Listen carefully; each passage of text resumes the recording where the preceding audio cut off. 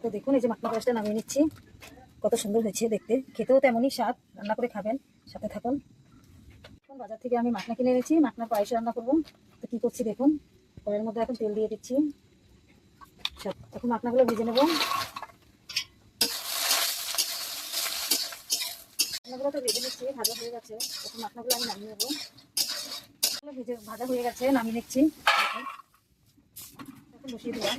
এর মধ্যে চিনি দিয়ে দেবো, লবণ দিয়ে দেবো হালকা, তারপর মাখনাগুলো দিয়ে দেবো। এর মধ্যে আমি একটু লবণ দিলাম, এর মধ্যে আমি তেজপাতাটা দিয়ে দিলাম। এখন আমি চিনিটা দিয়ে দিচ্ছি, এরপরে মাখনাটাও দিয়ে দিই। দেখুন চিনিটা দিয়ে আমি নাড়াচাড়া করছি, কারণ চিনিটা বললেই ভালো হবে। মাখনাগুলো দিয়ে দিচ্ছি দুধের মধ্যে। দুধের মধ্যে মাখনাটা দিয়ে দিলাম, কারণ মাখনা দিয়ে দুধের পায়েস রান্না করছি। দেখতে থাকুন, এটা একটা নতুন রেসিপি, আপনাদের ভালো লাগলে খাবেন, খুব ভালো লাগে। আপনার পায়েসটা তো হয়ে গেছে, এখন আমি পায়েসটা নামিয়ে নেব। কত সুন্দর হয়েছে মাখনার পায়েস, খেতেও ভালো। তো দেখুন এই যে মাখনা পায়েসটা নামিয়ে নিচ্ছি। কত সুন্দর হয়েছে দেখতে, খেতেও তেমনই স্বাদ। রান্না করে খাবেন, সাথে থাকুন।